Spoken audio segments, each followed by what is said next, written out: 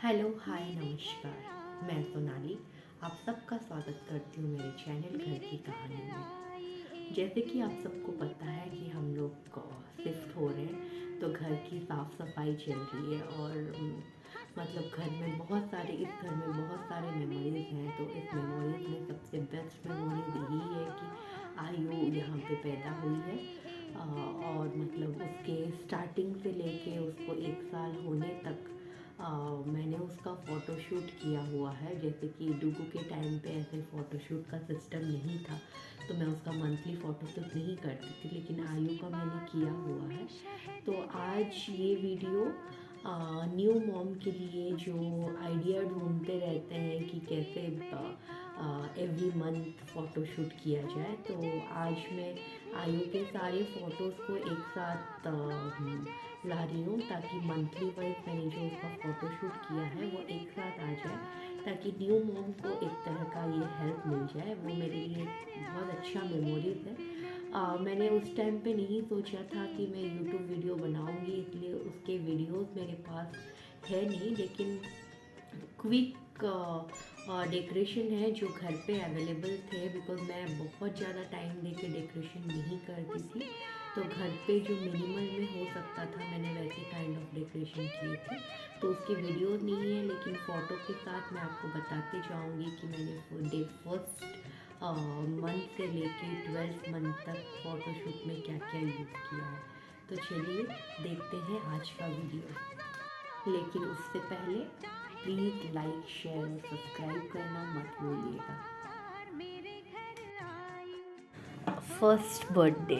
First month birthday बहुत ही special था। बहुत ही छोटी थी वो और मोस्ट ऑफ़ द टाइम सोती थी, और सब लोग बोलते थे उस टाइम पे फ़ोटो क्लिक नहीं करना चाहिए, उसको नज़र पड़ जाएगा। तो हमने बहुत ही सिंपल रखा था, hey world I am 1 month old. तो बस स्लेट पे लिख के उसके ऊपर रख दिया था, ताकि वो सो रही थी तो उसके ऊपर वो रख दिया था और क्लिक किया था। ये सबसे ईजीएस्ट था हमारे लिए करना, और वो आराम से सो भी रही थी। तो ये था उसका फर्स्ट मंथ बर्थडे का। फिर सेकंड मंथ बर्थडे मैंने क्या किया था, फ्लावर्स के पेटल से 2 लिखा था और उसके साइड में खिलौने रख दिए थे। और फ्लावर्स के पेटल्स थे इसलिए एक चादर बिछा दिया था, उसी के ही थे। तो वो बिछाने के बाद उसको साइड में सुला दिया था, वूलन ड्रेस पहना के कि एंड ऑफ विंटर करके। तो तब भी फिर भी वो इजी था बच्चों को सुला के करवाना ना, वो मतलब मूवमेंट नहीं था तो वो इजीली कर लेती थी। फिर थर्ड मंथ बर्थडे में मैंने हेयर बैंड से 3 लिखा था और ऑर्नामेंट से 3 लिखा था मैंने। ये मतलब ड्रेसिंग वाला पोज था उसका, नहाने के बाद टॉवल वगैरह डाल के मैंने किया था, हेयर ड्रायर, ड्रेसेस, मेकअप चीज़ लगा के। बट ज़्यादा उसने कुछ पकड़ा नहीं था, बहुत क्रैंकी हो रही थी उस टाइम पे। लेकिन मैंने ज्वेलरी से और हेयर बैंड से 3 लिखा था। नेक्स्ट फोर्थ बर्थडे हम लोग उड़ीसा में थे। मेरी बहन के बेटे के बेड पे हमने किया हुआ था, वो तभी 1 ईयर का था। तो 4 लिखा हुआ था हमने, जैसे दाल वगैरह लिया था और बाउल्स में 4 लिखे हुए थे, कुछ वेजिटेबल्स रख दिए थे और देन अपना चम्मच वगैरह रख के फ़ोटोशूट किया था। टाइम लगता है फ़ोटोशूट के लिए, बट हो गया था वो भी अच्छे से। देन फिफ्थ बर्थडे भी बहुत इजी से गया था। फिफ्थ मंथ बर्थडे का मैंने डाइपर से लिखा था, जो डाइपर का 5 जो लाइन है उस पे उसको सुलाया था, और रेस्ट में मैंने 5 लिखा था, डाइपर बेबी फ़ोटोशूट। फिर 5 मैंने ऐसे भी लिखा था न्यू फॉर्म में, FIVE। तो F के लाइन पे भी आप उसको सुला सकते हो या फिर I के लाइन पे सुला सकते हो।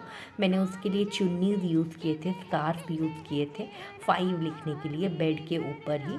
बेडशीट डालने के बाद, एक वाइट सा बेडशीट डालने के बाद फिर मैंने किया था, उसके मोजे भी उसमें इस्तेमाल किए थे मैंने।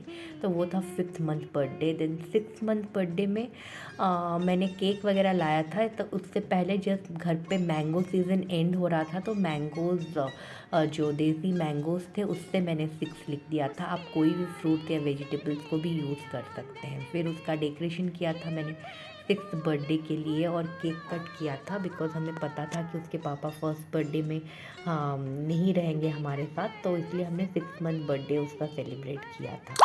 देन 7th मंथ बर्थडे के लिए मैंने जो आर्टिफिशियल फ्लावर्स हैं उसको लगा के, और फिर बाथरूम में उसका किया था, कान में एक फ्लावर लगाया था, बस टब बात का था।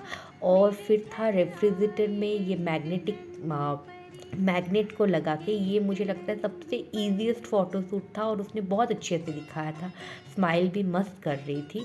तो ये डिस्टर्ब करने वाला फ़ोटोशूट नहीं था, बहुत ही अच्छे से उसने दिखाया था मुझे। तो मैंने मैग्नेट से, फ्रूट्स वेजिटेबल्स के जो खिलौने होते हैं मैग्नेट, उससे मैंने 7th मंथ लिखा था और 7 बनाया था।